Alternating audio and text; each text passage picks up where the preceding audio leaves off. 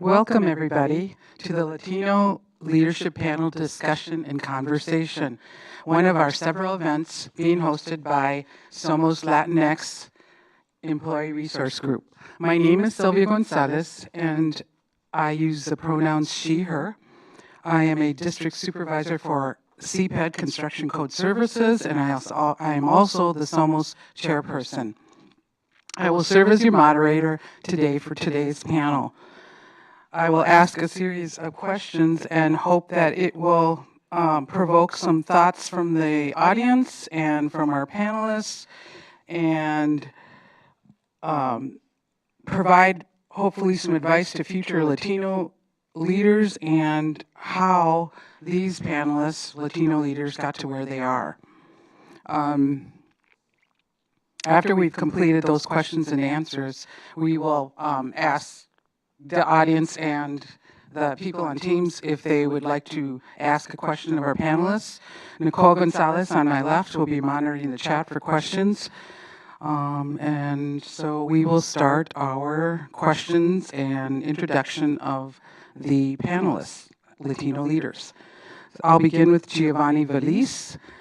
He is commander with the Minneapolis Police Department Strategic Operations Unit.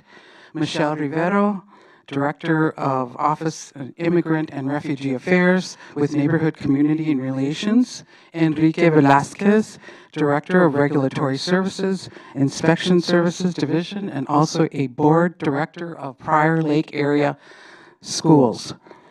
And then we have Heidi Garito, who is with Public Works. She is an engineering technician with the Surface Water and Sewer Division and now a council member of the city of Hopkins. Welcome, all of you. We really appreciate your participation and appreciate all of you joining us today. I'm going to start with the first question, and I'm going to ask Giovanni Velazquez the first question. Tell us about yourself, your name, your pronouns, your position, your years at the city, and what you do in your role. Thank you, Sylvia. Thank you so much for inviting me here. Good afternoon, everyone. I'm Gio Velazquez. I'm originally from Ecuador. I use the pronoun he, his. And something about me is that my wife said that I look nothing, nor I sound nothing like a police officer. I've been doing this for about 30 years, and something that I'm really passionate about is cooking. I love cooking, and I watch Bobby Flay. Anything else, Sylvia? No. Thank you. No, I appreciate that.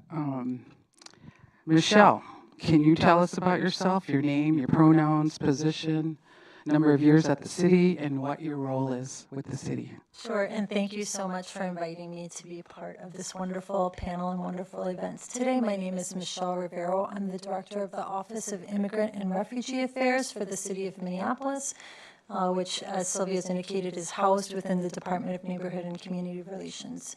I use she, her pronouns, and I have been with the city for 4 years this July, and this role in the Office of Immigrant and Refugee Affairs is really focused on welcoming new residents, welcoming individuals to the city, and ensuring that all immigrants and refugees have a pathway to opportunity and to foster a sense of belonging here in the city of Minneapolis.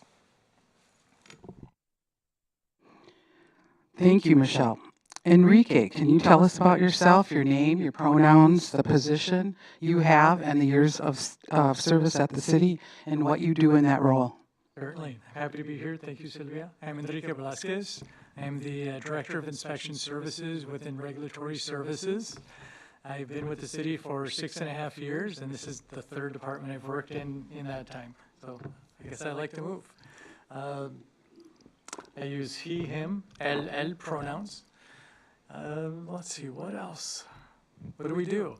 We inspect properties. We make sure life safety and livability and quality housing is available for all of our residents, regardless of whether you're in public housing, whether in an owner-occupied dwelling that you live in, a single-family, duplex, triplex, or a high-rise. We ensure that regardless of the situation or how you got there, you have safe, fair, quality housing available.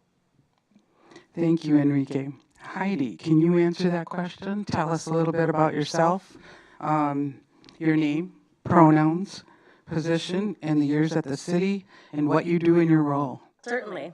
Thank you for having me. My name's Heidi Garito. I use she, her pronouns. I've been with the city of Minneapolis for 4.5 years, and my job is as an engineering technician and field inspector.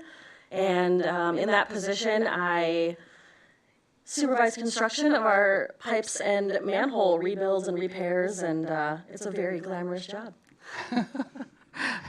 And we are working, or I say the enterprise is working on our infrastructure right now currently, and those are some of the complaints we get from our constituents, but it's like, it has to be done. Question number 2, I'm going to start off with Gio again. I'm sorry, can I call you Gio, or should I be calling you Of course, Giovanni? Sylvia, yes. I know Sylvia for a long time, over 20 years. What is your ethnic background and national heritage? When did you or your family arrive in the United States? Sure. Now, before I answer that, so I just want to say that I was just thinking something, and I feel so sad because I just completed 30 years working in the city of Minneapolis, and made me feel older. Yeah. Congratulations. Thank you. Yeah. Yes. So, and I think that I feel sad because I enjoy every day working for the city of Minneapolis. I remember every single day that I came to work. So. I sound like I'm leaving, but I'm not leaving, okay? Yeah. So I'm Ecuadorian. Ecuador, I grew up in the city of Guayaquil, and the average temperature in Ecuador is about 69, the lowest. So, are you Ecuadorian too? Oh, yeah, right. It's real nice. So, I've been in Minnesota for over 30 years, and believe it or not, my family think I'm nuts because I got used to the cold weather. My body got used to the cold weather. So I'm Ecuadorian. I moved here about 30 years ago. I love the city. Minneapolis is my home. Minnesota is my home now. I will stay here when I retire. What was the other question, Sylvia? Déjame ver. When did you arrive in the U.S.? I think you answered that already. Yeah, so I arrived here in I still remember 1985. I grew up in the Big Apple, New York City. Time flew. I was very fortunate to go into one of the best colleges in New York City.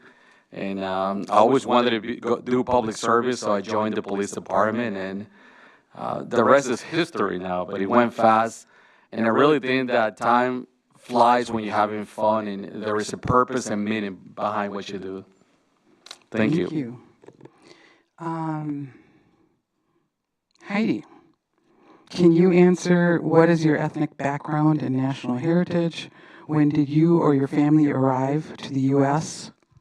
Certainly. I was born in Santiago, Chile, so I am a Chilean. I was adopted by a couple in Wisconsin, and I arrived here in November of 1983. But I also very proudly still maintain my citizenship in Chile. I was naturalized as a U.S. citizen, and then I don't remember how old I was. Somewhere in my young mid-20s, I went back to Chile and renewed my citizenship there, so I hold dual citizenship. Wonderful. Dual citizenship. Excellent. Enrique, can you answer the question number 2? What is your ethnic background and national heritage? When did you or your family arrive in the U.S.? Certainly, that's a fun question. So I'm from Puerto Rico. I would say that we didn't arrive in the U.S. The U.S. arrived in Puerto Rico in 1898. After Puerto Rico had already been granted independence from Spain, then the U.S. and the Spanish-American War happened, and the United States asked for Puerto Rico as compensation for winning, and Spain went, "It's not ours, but you can have it." So, just my own little funny joke. But so my family's from Puerto Rico. I'm the only one in the family born off of the island. I was born in an army base in Panama when my dad was stationed there. After that, we moved through Europe and Southeast Asia, and then it came to the United States in 4th grade. So it came to the mainland 4th grade, so 1984, 85, in the beautiful town of Augusta, Georgia. Wow, that's impressive. I thought I was cool because I traveled to so many states in this country, but you are a global traveler. That is really exciting. Michelle, what is your ethnic background and national heritage? When did you or your family arrive in the U.S.? So I was born in the United States in New York, but my parents immigrated to the U.S. My father is from Cartagena, Colombia, and my mother is from Sicily in Italy, and they both immigrated to the U.S. in the late 1960s, set up shop in New York, and spent a few years there, and then moved to New Orleans, where I was raised. Wonderful, thank you. So they came around the Woodstock time, huh? Fun times until New York City went bankrupt, and Oh, I think no. that you came after that, so yeah. All right. Third question. When did you Giovanni, I am addressing this to you. When did you realize you were from a minority group or a marginalized group? Did you ever have a minority moment? That's a great question. I was looking forward to that question, Sylvia. So growing up in New York, and I didn't know, Michelle, you would grow up in New York, but you spoke and you heard every single language except English. I mean, I grew up speaking Spanish until 1 week before I moved to Minneapolis, and I started the police academy. So I still remember, like it was yesterday, I started the police academy, and I felt that I did not belong in this city, in this state of Minnesota. I just felt so different. People look different. They look at me different too. And right away, I saw some recruits in the academy, and their last names were Rodriguez, Lopez. So I approached them, and I was talking to them in Spanish, just say, hey, man, I'm glad I met you. I'm glad they're all the Latinos.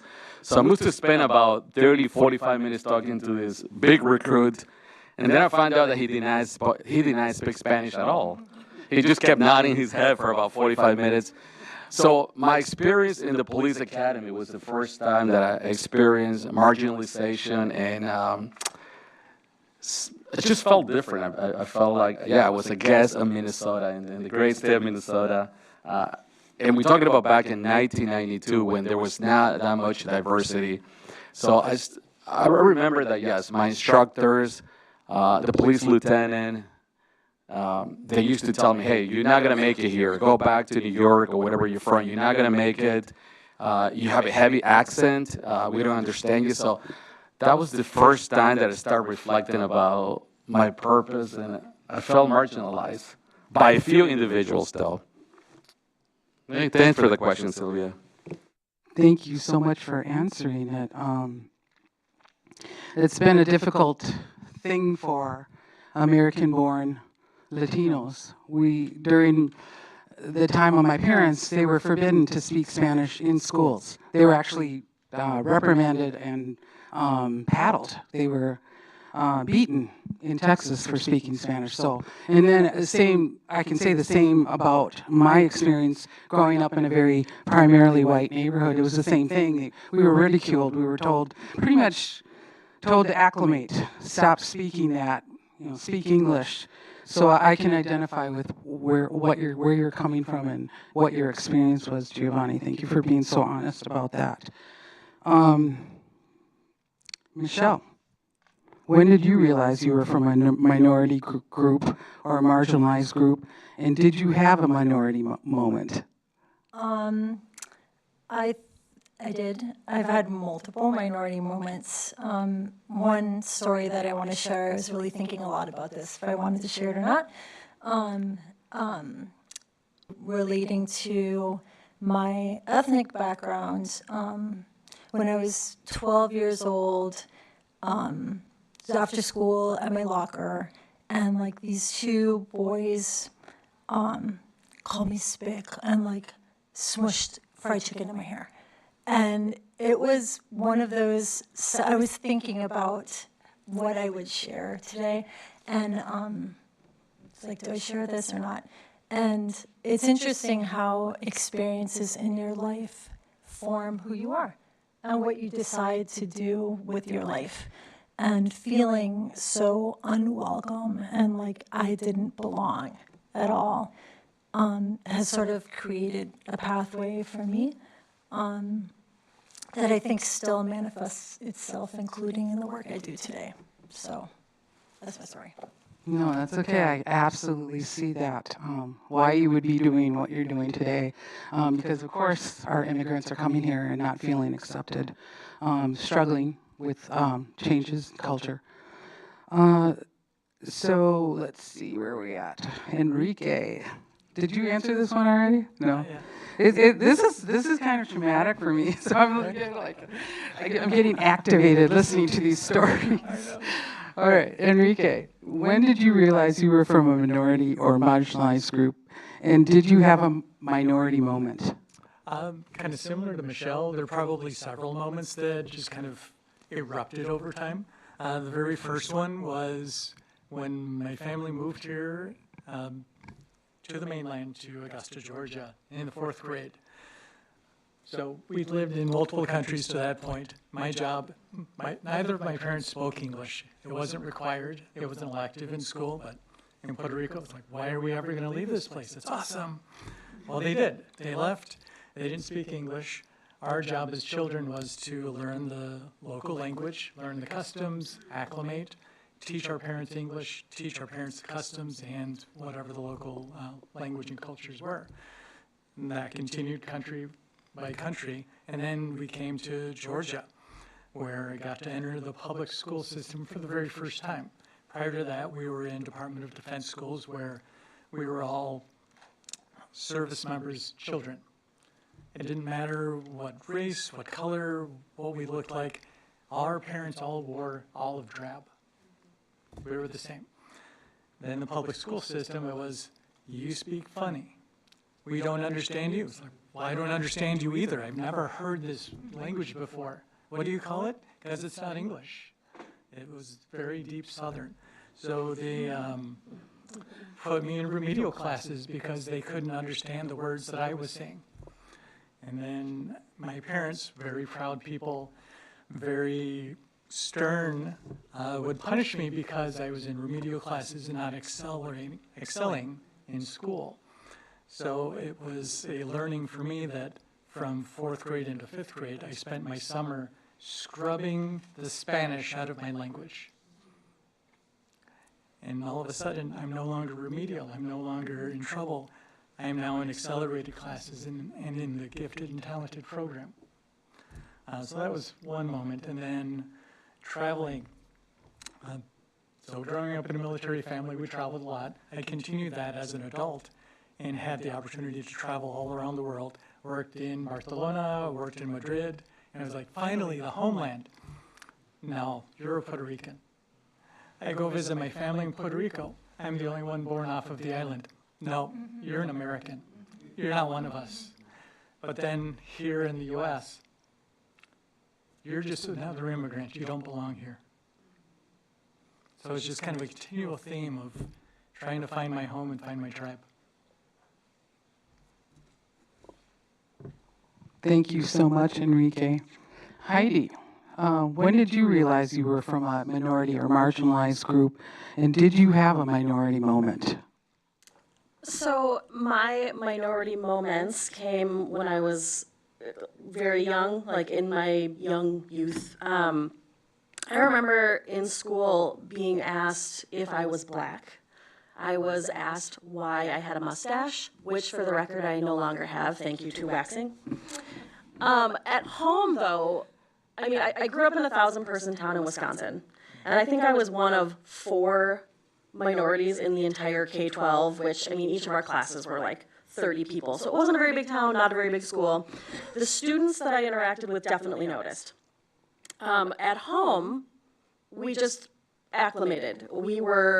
My brother and I both adopted from Chile. We weren't Chilean, we were just part of a family. And so I didn't have any minority moments at home because my parents were always very upfront about the adoption. I didn't have a moment where they sat us down and said, you guys are adopted. It was just something we always knew. And I think that one of the issues that I have with my upbringing in that way was that in the 80s, adoptive parents, especially adopting like interracial adoption, they weren't being told, hey, you might have kids who really want to know about their culture and their roots. They were not prepared for that. So while my brother was very good at acclimating and he was very into my mother's Italian and my father's Swiss culture, I very much craved my roots, my Chilean roots. And my parents weren't really guided in that direction and how to deal with that. And so we've talked about it now as, adults, and I've said to them, this is not your fault. Like, you did the best you could. Like, it completely stinks that, like, you didn't connect us that well to my culture, and I had to do all the footwork by myself and learn the language much later in life, which I'm still not very good at. But I had to really, talk to them about, this is how I felt growing up. Like, I had to use sun-in in my hair to feel like I fit in. I had to put bleaching cream in my moisturizer to try to lighten my skin because I felt like I needed to fit in.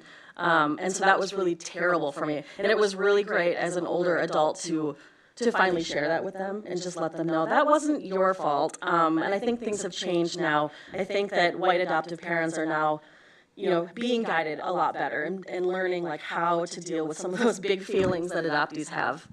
So not really a moment, just a series of a lot of them. Thank you all for showing your vulnerability with this question. It's a tough one. It's a tough one to share. So thank you so much for that.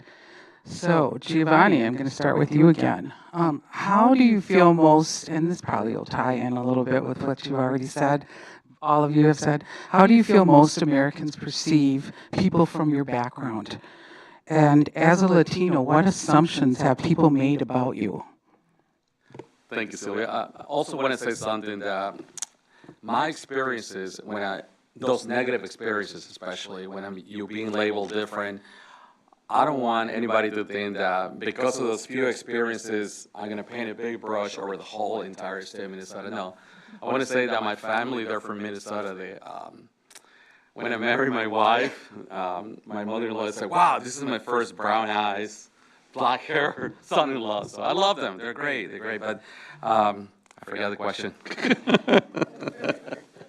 How do you feel most Americans perceive from your background? So let me tell you some of those.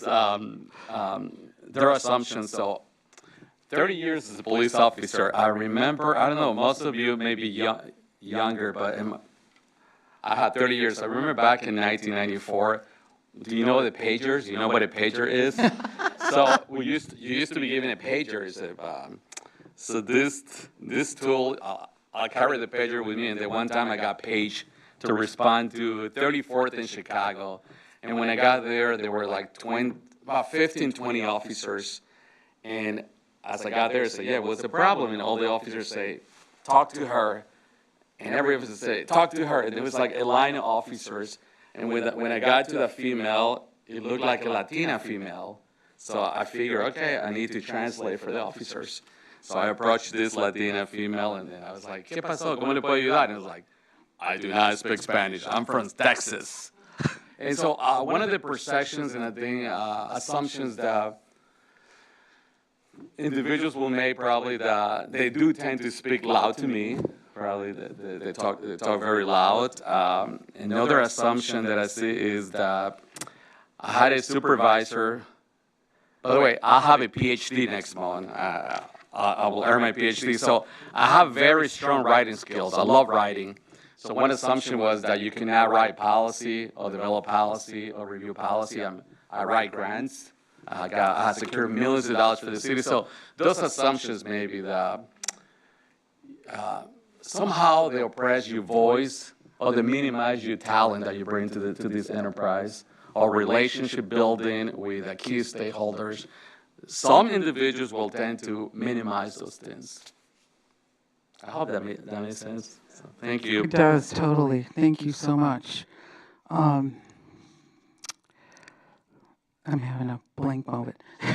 Michelle, can you answer the question? How do you feel most Americans perceive people from your background? And as a Latino, what assumptions have people made about you?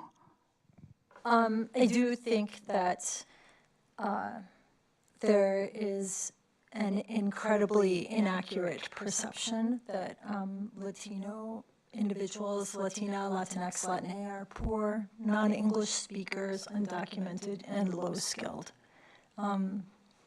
which is the furthest thing from the truth for many. But I think that perception really fuels how people act. And I'll just say from my own experience, I think people approach tasks and responsibilities differently. I mean, we're all unique humans. We all have different ways of doing things. And I think that sometimes there's a fallback perception that if you're not doing things a certain way, that there's something lacking in you.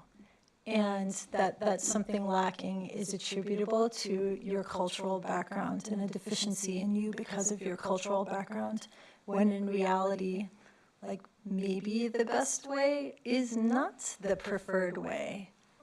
So I think that that's something that has taken a lot of time for me to overcome, and feeling confidence that if I'm doing things a certain way, that maybe that is the best way, because I think it's the best way. You know, open to other opinions, of course, but yeah, thank you for the question. Totally get what you're saying, Michelle. I try to tell people that all the time. Your way is best for you. My way is the best with what works for me. So, but you do find that every day, this is the way we do it. Well, that's great for you, not necessarily for me. So thank you for being so headstrong, Michelle. Enrique, can you answer, how do you feel most Americans perceive people from your background? And as a Latino, what assumptions have people made about you? Sure. So the first perception is just confusion. What is Puerto Rico? What is the relationship between Puerto Rico and the United States? Do we need a passport to visit your country? Are there a lot of people suffering? Just kind of some of what Michelle said, just that assumption that brown equals poor. That's not really the case. Brown equals undereducated or incapable, unskilled. The joke in our family is I have the least amount of education and I have a master's degree. Because we have, all of my siblings, they all have masters or a PhD, aunts and uncles. Yeah, they were superintendents. They've done a lot of different things. Cousins who are engineers and who are professors, and they do a lot. They do it on the island or on the mainland as well, and in other countries. But yeah, education is one of those factors, or that because they speak with an accent that they don't comprehend, or that they're slow learners or slow to take on different initiatives, and that's far from reality. It just might take us a while to pick up on the accent or whatever idioms that people might use. And as far as what I've experienced, people ask me, not so often anymore, but what part of Mexico I come from. And I correct and say, well, I'm from Puerto Rico. My father-in-law even asked, okay, so Puerto Rico, is it on the Pacific side or is it on the Gulf side? And it's kind of funny. If it's you're just hearing it for the first time, it's kind of a knee-jerk. You get taken aback, but I realize, okay, the only exposure he's had has been with, he owns his own construction company, hires a lot of workers who have emigrated from Mexico. That's his exposure. When he goes on vacation, he loves going down to Mexico. It was his effort, although misguided, at trying to establish a connection with his son-in-law of where are you from and what do I know in relation to where you are from, and how can we kind of start to build that bond, or as I call it, start playing catch with one another. Well, thank you, Enrique, and I'm so happy you educated him on Puerto Rican is not Mexican. Heidi, can you answer, how do you feel most Americans perceive people from your background? And as a Latino, what assumptions have, or Latina, what assumptions have people made about you? Sure. So one of the things that is unique to my background is that I kind of have two cultures. And I think a lot of the perception, especially when I'm meeting someone new, is they're trying to like put me in a box of which one I belong to. One of the weirdest experiences was several years ago I met somebody new, and we got a couple minutes into the conversation, and they said to me, your English is just, it's so good. And I had to chuckle, and I definitely had to tell them, well, it's the only language I spoke from age 3 months till age 18, so I would hope that I'm fairly proficient at it. So yeah, just trying to like, I guess I'm not saying trying to fit in the boxes or the labels, because I definitely don't want to fit in those. I feel like my background is a gray area. That Venn diagram is, I'm somewhere right there in that middle part. I've always felt, well, not always. So I moved to Minnesota in 2003, so I've been here almost 20 years. And moving to Minneapolis was very eye-opening for me, because I went from living in a sea of white people to, wow, there's people here that look like me. Like even now, I'm almost 40 and I still fangirl over fellow Latinos. I mean, you put a Chilean in front of me and I'm just like, wow, there's more of us and they're right here. It's a really bizarre experience for me. So now in some of my like more, newer ventures, especially politically, like in trying to have a kinship and stand for the issues for the people that look like me, sometimes feels offensive to the culture I came from. I'm not immune from, horrible remarks like, go back to your country. It's been said to me more than once. And, the sort of snarky person I am, I usually respond with, well, which one? I'm naturalized in this one and I have citizenship in that one. I'm assuming you mean that one, when I actually am an American citizen, so it's ridiculous. Or, in turn, when people find out that I was raised here, then it's, oh, well, I guess if you're not going to go back to your own country, then I guess you better just assimilate to this one and, like, do what you're supposed to do. You're adopted by white people, act white. So the perception of who I'm supposed to be has always been very complicated for me. Thank you, Heidi. I just did Zumba this last Saturday. 2 Chilean instructors, female instructors, they were fabulous. Yeah. So, our final question here is to Giovanni. What are the biggest challenges you face as a Latino in a leadership role at the City of Minneapolis? And how has the enterprise benefited from your Latino heritage? Yeah, thank you. Yes. I do reflect a lot. I reflect about making it here in Minneapolis in the leadership role for many years. I think for the past 20 years. Early on in my career, I was not asked to take on the leadership role. I just did it myself proactively. I remember the civil unrest where I played a key role because of my trust building and relationship building with the Latino community and the churches. But I want to say that this enterprise has changed for the better, because at the beginning, during my 30 years here, it was very slow. Did not recognize the potential, the education, the talent that we bring to the enterprise and any organization. But early in my career, I noticed that there was oppression, so I started plotting this blueprint of what I will do in my 5th, 10th year and 15 years. So I had a plan, and my plan succeeded because I made it here so far. I've been here for 30 years. So I'll give you a quick example so we can move back to my peers here. But I was able to successfully, I applied for and I received a Bush Fellowship. The Bush Fellowship allowed me to travel all over the United States. I attended Harvard Kennedy School, Yale School. I mean, I was just able to do things that I would never be able to accomplish on my own. And I believe that that gave me the credentials to walk into any room and any table and say, hey, I belong here. I don't need your permission, I belong here. So I will say to potential employees looking to succeed here and looking to operate at a higher level in a leadership role is have a mentor, have mentors here who can support you, have peers like this who can support you too. But if I can do it again, I'll probably do it again. I enjoy working for the city. I enjoy serving the communities. So when I retire, I'm going to say that I'm going to miss serving the community, not so much the identity of a police officer. Like I say, when I go home, I don't talk nothing about police officer. I don't sound like a police officer, and I don't act like a police officer. I'm going to leave it at that. Thank you. Thank you, Giovanni. Michelle, can you answer what are the biggest challenges you face as a Latina in a leadership role at the City of Minneapolis? How has the enterprise benefited from your Latino heritage? So first of all, I want to say thank you, Gio, for doing the heavy lifting of answering the questions first, so that the rest of us can follow after, so like, get ready. But I think that in all seriousness,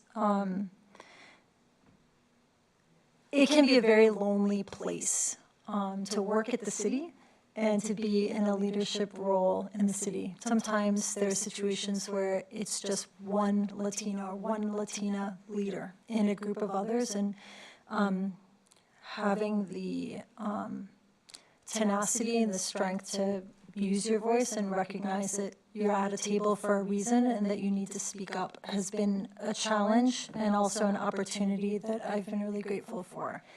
I think that that idea of tenacity is something that I would encourage any city employee, including Latino, Latina city employees, to think about.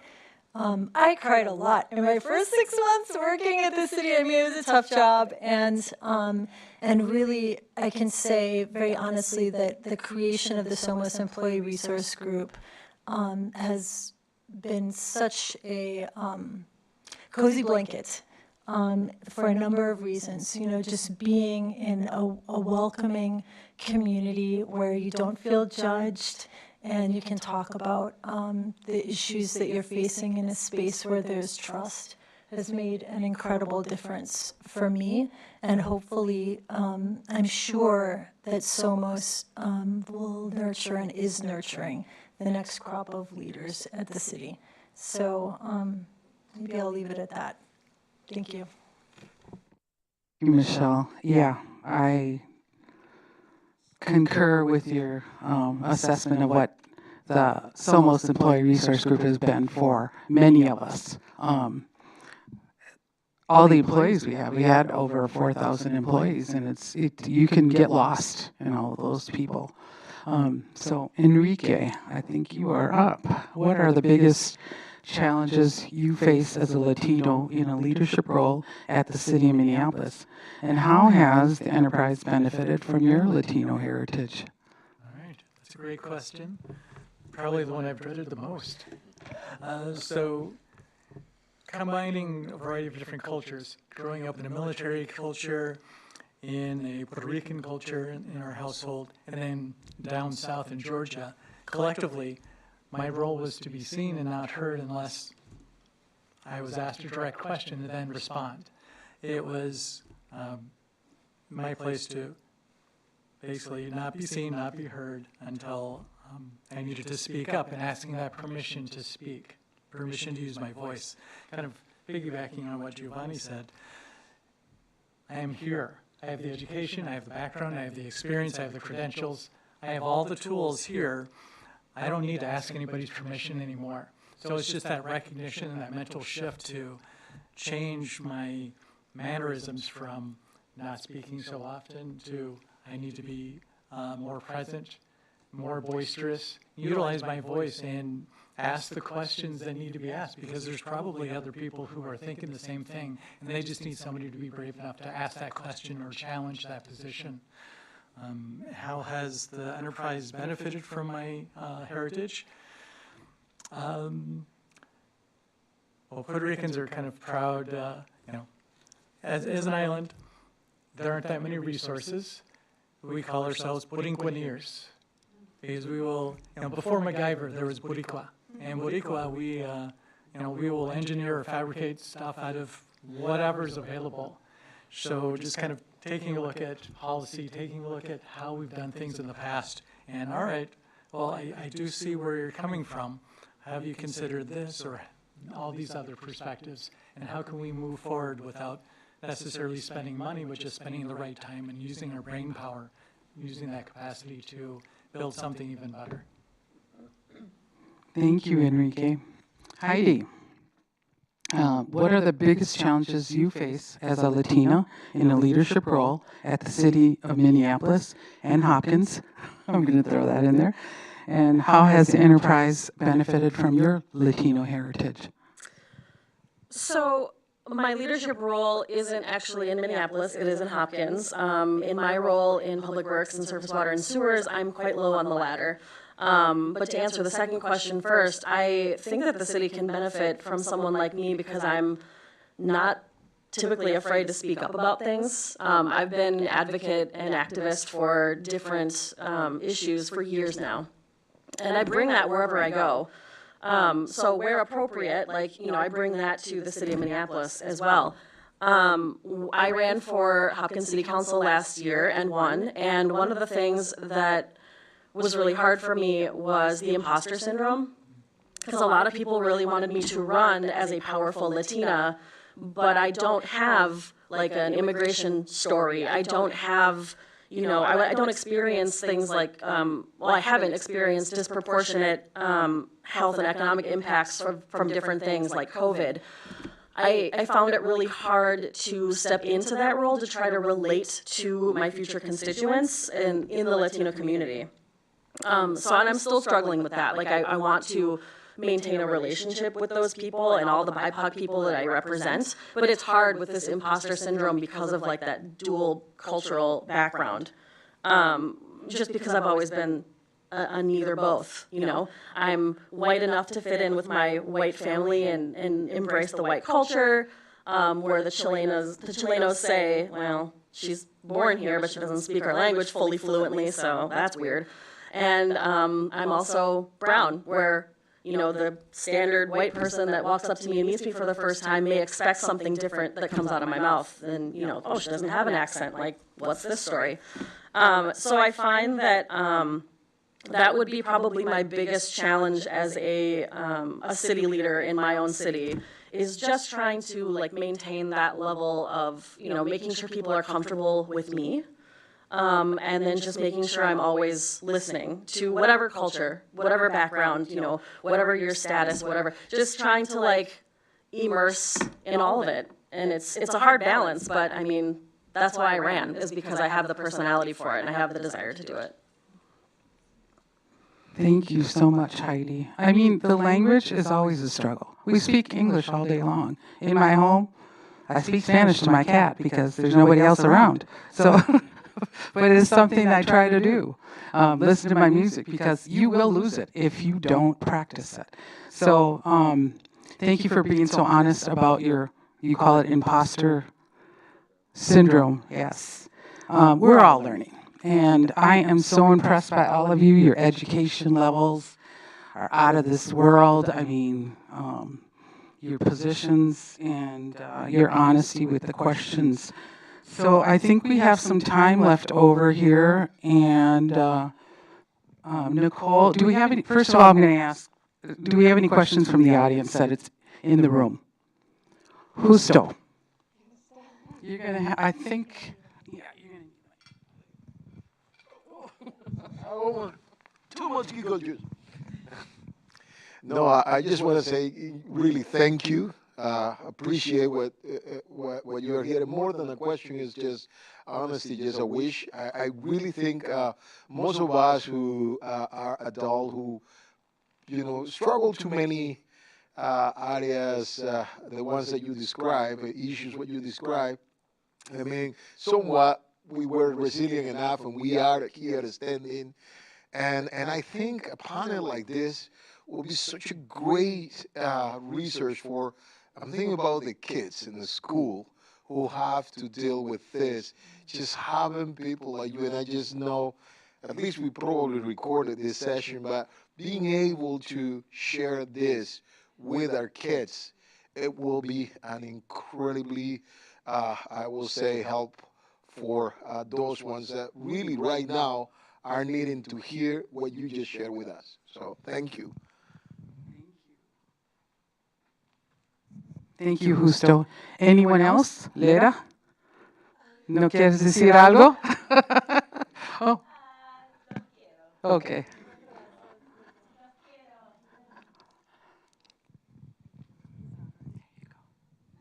I just have a question, and I kind of heard it throughout throughout the panel discussion about, as a Latino or a person of color, having to do more for your value, like to be seen as valuable or to kind of stand out. Do you have any advice on how to either change that, or successful techniques that you have used that maybe don't take so much energy and time? So like personal experience, right? Always saying yes, always trying to be involved, always trying to be at the table. It takes a lot of your time, and you're sometimes doing it without being compensated for it, or at work just trying to do more. So yeah, that's my question. Do you have any advice on that, Or do you have any techniques that you've used that have been successful for you in your careers? Just say no, right? Yeah, so I honestly know a lot of my colleagues, including on this panel, who start way too early in the morning, who respond to emails way too early in the morning. And one way that I'm trying to create what's actually more work-life balance and having a more normal life is by putting my family first more. Because if you're not healthy and you don't have healthy relationships with the people that you spend or hopefully would spend more time with, I think that impacts your work too. And so thinking about creating those healthy boundaries, focusing on family is something that has worked for me. I don't know if others have thoughts to share on that, but definitely hear where you're coming from, and thanks for the question. Yeah, definitely a great question. I struggle with saying no. I've always struggled with saying no. Even if I know I don't have the time, somehow I squeeze out time and make it possible to meet whatever the need is. But more specifically, putting together a plan. So if you know what it is that you want to do, you have a trajectory, put together that plan so you can accomplish it. That's served me really well to get to this specific position in this moment where we are right now. And even something as innocuous as figuring out what I'm going to do for college and where I'm going to go. I knew as a sophomore where I was going to go. I already had my courses picked out, so by the time I actually got to college, I just pulled out my notebook and went, okay, I'm ready, let's go. This is how I'm getting it done in 2.5 or 3 years. Just execute the plan, ignore all the other stuff that doesn't support you in your vision or what's going to get you to your plan. Anyone else want to respond to Jessica? Yeah, for the police department, just remember, we just lost 350 employees. So we got the feel, every day when I come to work, I know that we need to do more with less. But I agree completely with what Enrique say and what Michelle says. I bring a balance about my well-being and my family, but also being responsible to the city. So I tend to use what I call working groups. And working groups, so I recruit volunteers, I recruit employees who are willing to develop that leadership. So delegation of tasks and responsibilities. And you still, once in a while, you jump in and you oversee that everything is being run smoothly, efficiently, and what type of resources they want. That's it. Thank you. I'll just piggyback a little on what Michelle said, especially the first part, just say no. I struggle with that all the time, every day. There was a point last year where I was running a city council campaign, buying a house, raising 3 children, going to college full-time, maintaining my full-time job here at Minneapolis, and doing part-time photography. And it was a lot, and I'm pretty sure, without me even realizing it, my mental state was probably not great at the time.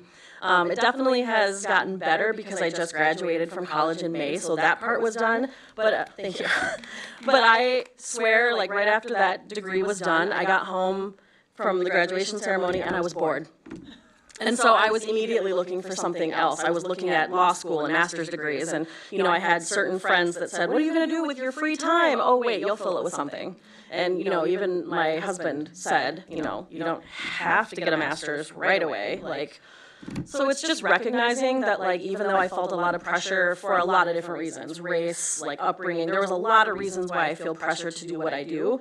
To number one, I can say no, and number two, my activism and advocacy for certain things, it doesn't have to run me ragged. I could, pick and choose how I want to do it and still, maintain that I'm still fighting, that I'm still, doing what I need to do to, maintain happiness. So just balance.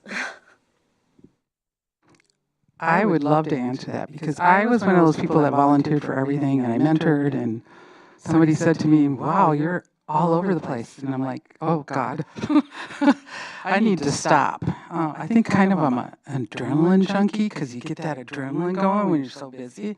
But then I started saying, no, I need to say no. I need to take care of myself, self-care, and take care of my home. Yeah, and be better at what I do at work, if that's even a possibility. So thank you for asking that question. We've got about 4 more minutes. Should we read some of the comments off, or would you like to read the comments? A lot of thank you for your vulnerability. Thank you for sharing your stories. It is a great inspiration for me. Yes, really great to hear your compelling stories. Thank you so much for sharing your stories. You inspire all of us. It's a great job, everyone. Very inspiring. Yes, go for it, Michelle. So there's one last thing that I want to share if we have a couple of minutes left. I know that each of us here on this panel occupy leadership positions, but you don't need the job title to be a leader. I think we all know that. And all of us can help other people have positions or opportunities where they're the ones in the spotlight, where they're the ones shining, where they're the people leading. And that's something that's been really exciting for me.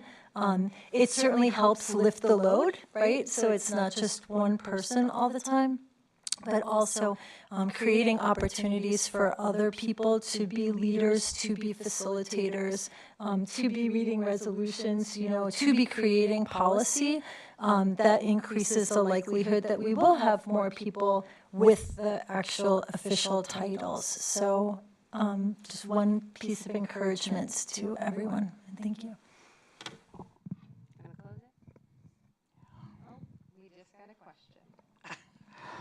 Hang on one second. Go ahead.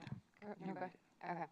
Question, does the city track Latino issues, and how does the city support Latino and newcomer staff?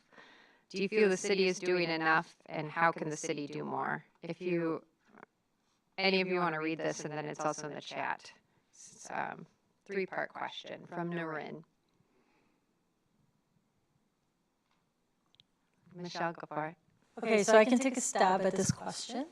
And I really appreciate the question, Noreen.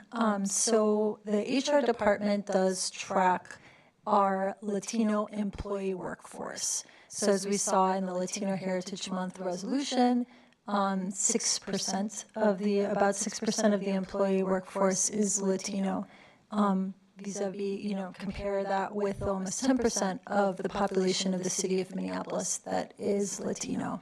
I think that the question that Noreen has asked is an excellent one from the standpoint of what kinds of issues are important to address. And I know that SOMOS has focused also on identifying some of those issues. And I know that the SOMOS Employee Resource Group supports Latino employees. If others want to kind of take a stab too, feel free to share your thoughts. Yeah, so in terms of like Latino issues, employee-related issues, or how do we welcome and invite new coming staff, we can do more. We can certainly do more. Right now, it's incumbent on our employee resource groups to be that vessel to help welcome employees and help them feel like they belong. And in an ideal world, that would happen organically within every department across the enterprise to recognize those individuals, recognize the contributions, and help them feel welcomed, help them feel invited, so that we can continue to grow our diverse personnel and this diverse talent. Even pre-COVID, before the Great Resignation or the great retirement, we struggled to retain Latino voices and Latino personnel. So that's definitely something we need to focus on so that we can spend our money more efficiently at recruiting and get the right people in the door and get them here so that we can keep on growing and have a city that's more reflective of the people that we serve. And then I'd be remiss if I did not also comment on our Latino community specialist in the city of Minneapolis, Mariano Espinosa, who works very hard to connect with the Latino community and identify issues that are important to Latino community members in the city of Minneapolis and ensure that those issues are on the radar of individuals who are in positions of influence at the city. I'm just going to answer about the language pay premium. I've been an employee for 27 years and utilized my Spanish-speaking skills to interpret for Spanish speakers. This is the first time I'm ever getting compensated. So I don't know where that originated. I don't know if that came out of the ERGs, but that is one example of some growth in the city. We're finally getting compensated for having those extra language skills, where for years they put us on a list, and then they could call you and ask you to interpret for them, and you were not compensated. And we were not compensated when we helped Clues with the rental housing assistance during the COVID. So I just wanted to mention that. And thanks for your question, Nurin. We are out of time. I want to thank everyone for coming. I would really like to everyone to applaud the panelists and our leaders that are here today. Thank you so much.